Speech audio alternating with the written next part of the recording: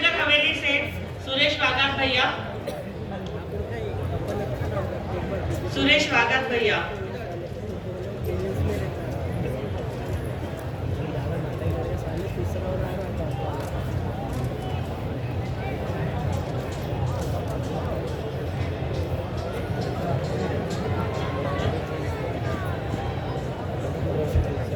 सबको जोहार। सालों से जो है वो तो सब बता ही रहे हैं, लेकिन मेरी खुशी है कि जब इस मैं आदिवासी एकता परिषद से जुड़ा था तो दोस्तों मैं एक आधे सेकंड की शायरी रखना चाहता हूँ। कर्म करो तो फल मिलेगा, कर्म करो तो फल मिलेगा, आज नहीं तो कल मिलेगा। जितना कुआं गहरा होगा, जितना कुआं गहरा होगा उतना ही मीठा जल मिलेगा। मुझे खुशी की बात है, मैं आदिवासी एकता परिषद में 2014 में मेरे यहाँ सम्मेलन हुआ था और मैं 15 एकता परिषद से जुड़ा और इतने मेहनतों के बाद आज मुझे पहली बार मंच मिला है और ये मंच मेरी जिंदगी के लिए परिषद के लिए काम करूंगा। दोस्तों, दादरा नगर हवेली की बात है तो वहां की परिस्थिति ऐसी है, हम शासन से लड़े तो कलेक्टर डराता है, कलेक्टर से लड़े तो जिला अध्यक्ष डराता है, जिला अध्यक्ष का लड़े तो एमपी डराता है। किस किस से लड़े हम? लेकिन दोस्तों, ये आदिवासी एकता परिषद का पावर इतना मजबूत है कि इसके विचार टाइट होंगे लेकिन ढीले नहीं होंगे। जितना संघर्ष करेंगे इतनी ताकत मिलेगी। और रही मेरे प्रदेश की बात, तो हमारे प्रदेश की स्थिति ऐसी है, अगर हम सोते हैं घर में तो सुबह वहां बुलडोजर आ जाते हैं, शाम को चलते हैं रोड पर तो सुबह बुलडोजर से खड्डे किए जाते हैं। कहां लड़े? मेरे प्रदेश की हालत ऐसी है कि हमारे संघर्ष कार्यकर्ताएं जितने भी हैं हर रोज लड़ते हैं।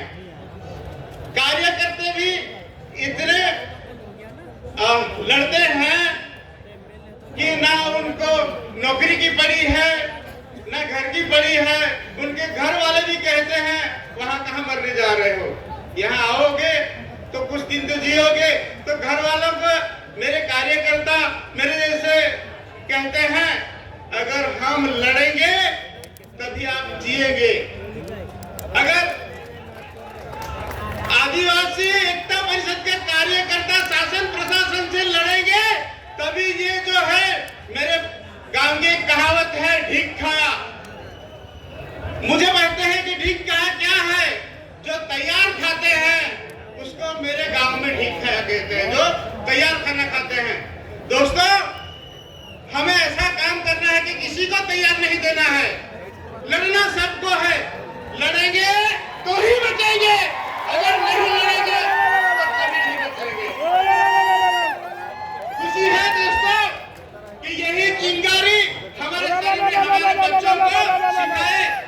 आपने कभी देखा होगा कि शेर कभी अनाज या उसका खाना इकट्ठा नहीं करता, जिस दिन उसको भूख लगती है तभी शिकार करता है।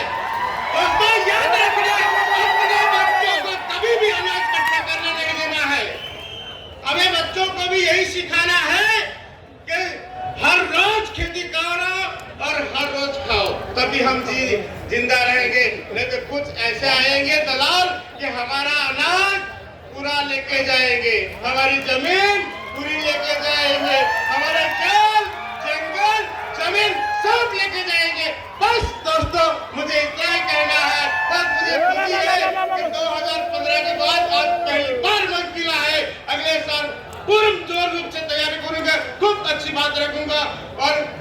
दम तक परिषद के लिए काम करूंगा। जोहार, जिंदाबाद, आपकी जय। यहाँ पर जो भीड़ है वो सब अनुशासित है, कृपया सुन ले आप। ये आदिवासी एकता परिषद का मंच है जहां सभ्यता और संस्कार सबसे बड़ी चीज होती है। सब हमारे जनप्रतिनिधि हैं, सब हमारे लिए सम्माननीय है। इस कार्यक्रम को समाज का कार्यक्रम रखें, मेरा आग्रह आपसे। और यहां पर उपस्थित सभी जनप्रतिनिधि सब बराबर है, सब आदिवासी है, सबका स्वागत करते हैं हम।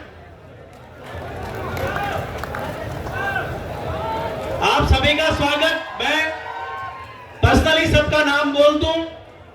यहां पर उपस्थित हमारे स्थानीय विधायक मंजू जी, जुमा जी सोलंकी, विक्रांत जी भूरिया,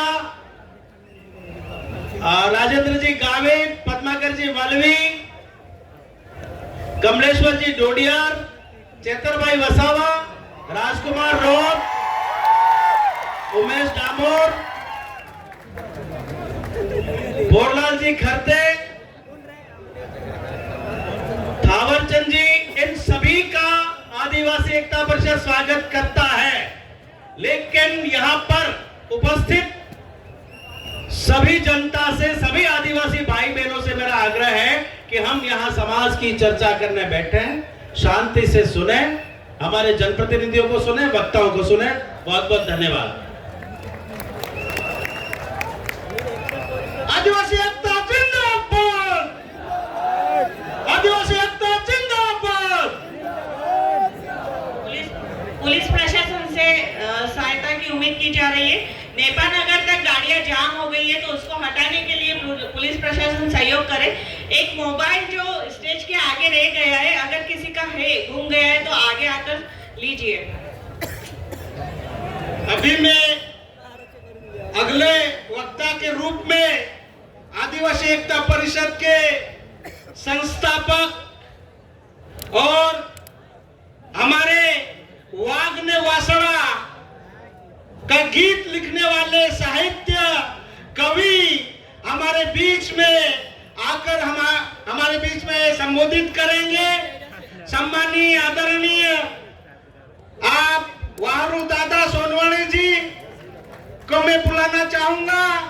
वे आएंगे और आदिवासी पहचान पर अन्य सभ्यताओं का आक्रमण एवं प्रभाव के ऊपर अपने बात रखेंगे। तो मैं आदरणीय हमारे वाग्ने वासड़ा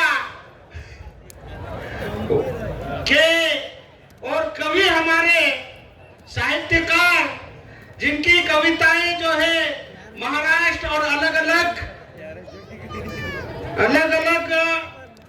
यूनिवर्सिटी में चल रहा है, उनके साहित्य पढ़े जा रहे हैं पाठ्यक्रम में।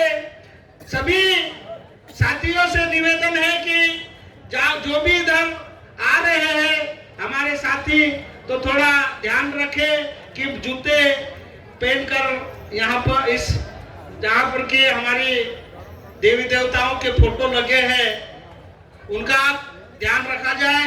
आप दादा वाहरू सोनवाणी जी।